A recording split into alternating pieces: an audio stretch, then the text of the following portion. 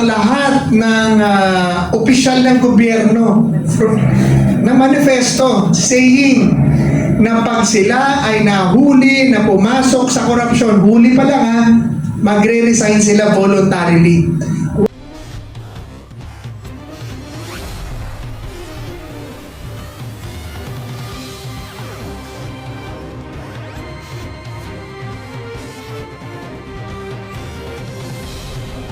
I worked in the Senate for 15 years. I've been in the Presidential Legislative Liaison Office ng 2 years and in other departments naman sa executive. So nakita ko lahat yung budget process na yan. Insertion versus transfer of funds. Magkaiba kasi yun di ba? Kasi ang mga ahensya during the deliberation in Congress, in the House of Representatives and in the Senate, ini-explain nila bakit ito yung halaga na kailangan ng departamento ko. Ngayon, may mga instances dyan na hindi ginagrant dahil doon sa pagko-question during the defense panel na meron silang mga utilization rate na hindi nila nagagastos ng tama yung kanilang mga pera sa ahensya na yan. So, ang ginagawa ng Kongreso, kapag ikaw ay hindi mo kayang gastusin o questionable yung amount na ni-request mo, nililipat nila sa ibang department. Kasi yung ibang department naman, malaki ang ginawa at malaki ang kanilang accomplishment. Kailangan nila ng mas dagdag pa na pondo. So, magkaiba yon sa insertion. Ngayon, ang suggestion natin sa Kongreso, imbis na tataasan nyo ng tataasan ang budget, why not na imbis na nag-i-insert kayo doon sa mga ibayad na lang yan sa utang natin ng Pilipinas, di ba, Greco and kasi ang dami nating utang na kung meron mang savings, savings from out of the deliberation in Congress na kailangan nila ng panibagong pondo, dapat bayaran na lang yung utang kasi ang dami pa nating utang, di ba? Ang bawat isa sa atin, bawat Pilipino, merong around 400,000 na utang, pati yung bagong panganak pa lamang. Yun dapat yung gawin, imbis na insertions kasi is done during the BICAM. Yun yung questionable doon, not in open plenary. At yun yung questionable, yung kanilang insertions na ginawa sa sikreto at hindi na-discuss in public. Tsaka, alam nyo, nai-imagine ko nga, sabi ni Greco na hindi sana natin gustong i-compare. Pero I would have imagined if President Duterte were the president now, nagbuo na yan ng Interagency Council kasi lahat ng mga ahensyang involved at saka yung live coverage, ito paulit-ulit natin sinasabi bakit ang ICI, ang kanilang mga investigation ay hindi nila live. Kaya ayan, meron nang nag-resign kasi nga hindi naka-live, So, yan yung natin, instead of increasing our debt, we should increase our revenue. And ang ginagawa ngayon, magkakaroon pa ng additional itong 2026. Bakit tayo ayaw nating tumigil magsalita? Because the 2026 budget that they want to pass will incur the Philippines additional 2 trillion pesos debt. Nakita naman natin na marami dyan, di ba? Hindi pa nga natapos ng DPWH yung review nila sa mga projects na double funded. Kasi merong mga projects na double funded. Nag-fund ng ganitong taon, na-fund pa sa susunod na taon. Ito yung isa sa mga kinu-question ngayon. So, instead na mag-increase ka ng budget at mangutang ka na hindi na nga tayo pinapautang ng ibang mga bansa dahil sa korupsyon, bawasan mo yung budget instead of increasing what we are spending, yung mga questionable dyan, review ng paano nila binabudget sa DPWH and other projects kasi alam natin na pinapatungan ng at least 20% para sa mga alok kasi alok dito, alok doon, ibang So yung corruption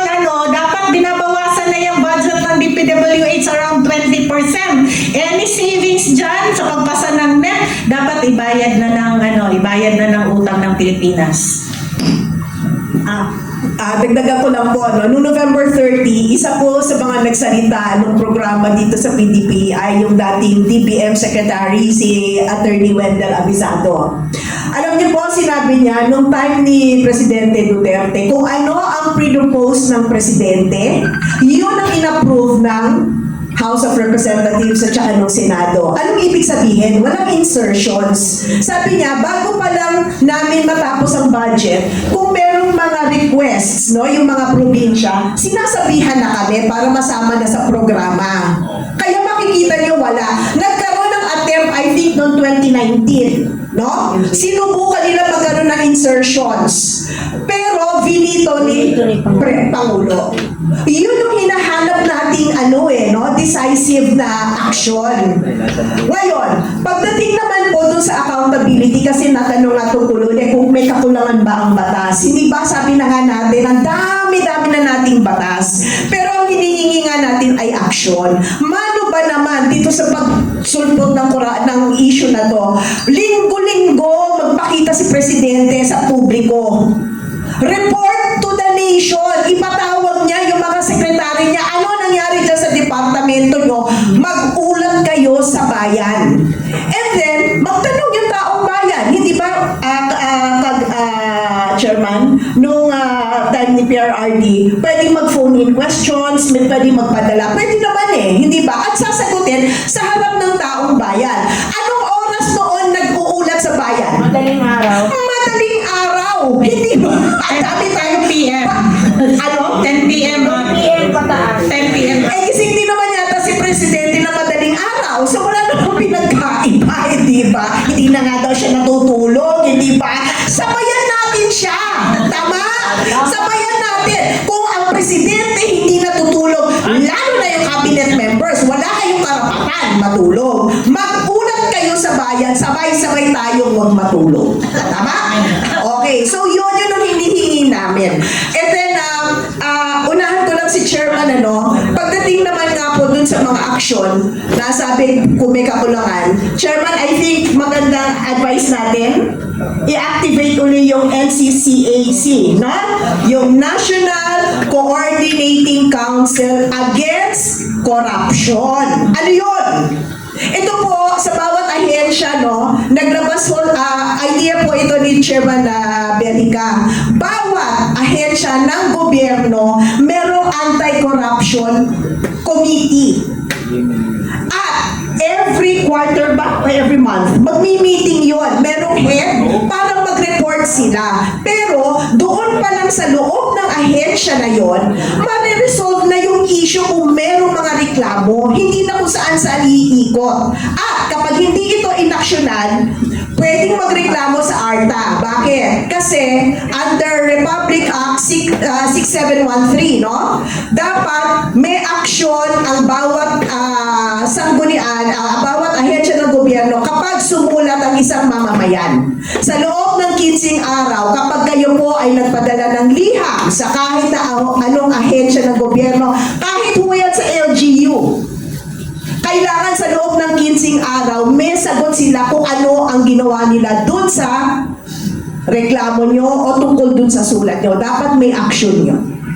So, yun ang sinasabi namin, maraming pwedeng gawin pa ang Presidente sa panahong ito at sana po mapakinggan na i-activate yung sinuggest noon. At actually, in-implement na yun, di ba? Nagkaroon na nga ng MOA signing yun Lahat po ng government agencies, meron na anti-corruption committee na naitatag namin o time namin. Lahat. Tataw ho kayo. Alam nyo, sino ang unang nagpresenta na maglagay na anti-corruption committee sa kanilang opisina nung ilabas ko yung panawagan na yon? DPWH, BIR, BOC, lahat ng mga problema natin ngayon, yun pa nangunguna na anti-corruption kami. At alam po ninyo, and it ended up before I resigned as pinatakbo na ho ako as senator noon. Lahat ng government agency, pati local government, naglalagay na ng kanilang mga anti-corruption committees.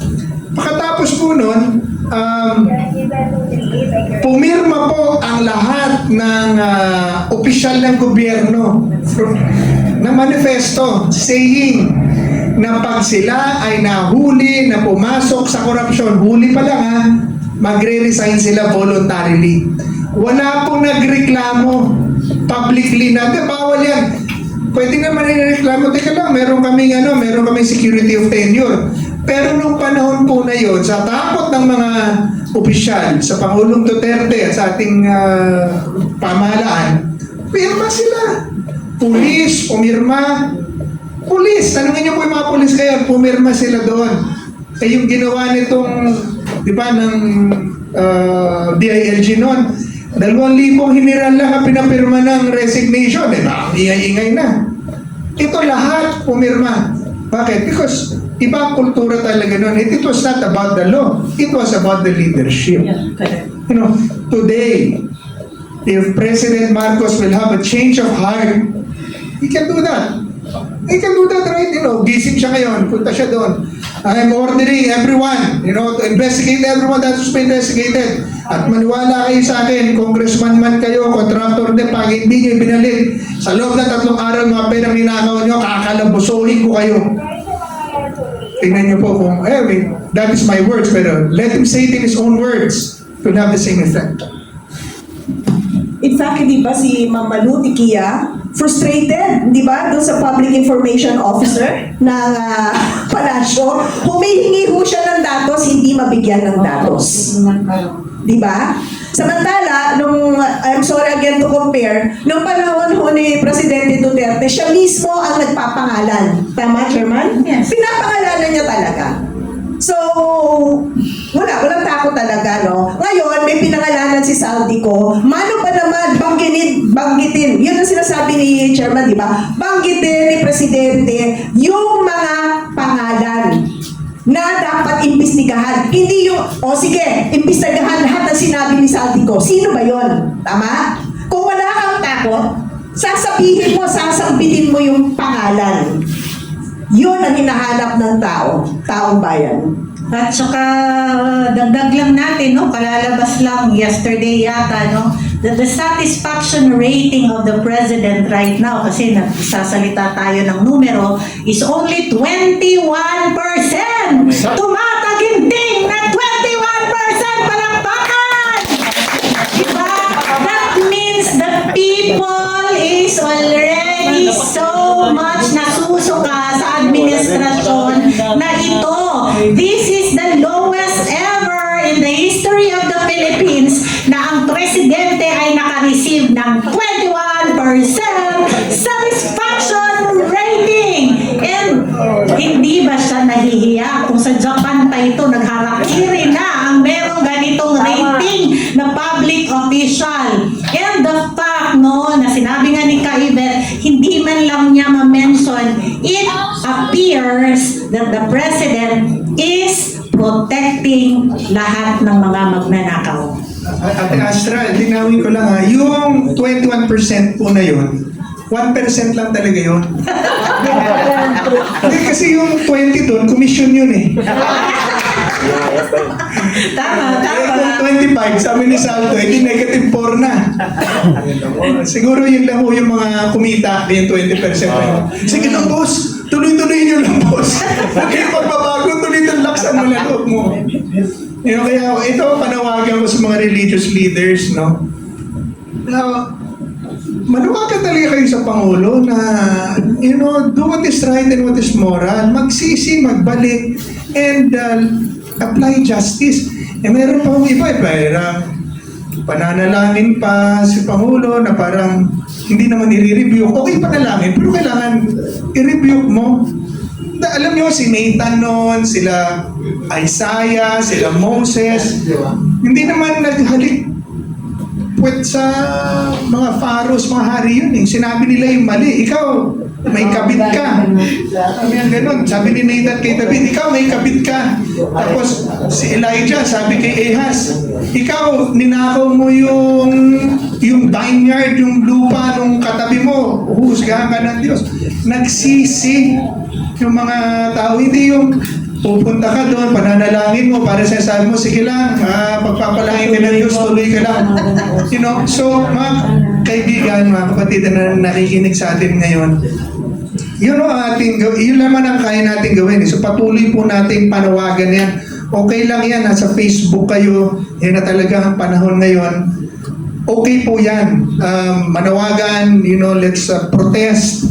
Huwag tayo magpasupil. Huwag kayo matakot makulong. Sabi mo, pag kayo nakulong, that means you are doing something good for the Philippines. Consider it as a badge on your shoulders. I did something right, that's why I'm here. Ang dapat nakakulong ngayon yung magnanakaw. Ang dapat iniipit ngayon yung mga nagnanakaw, hindi yung nagpuprotesta.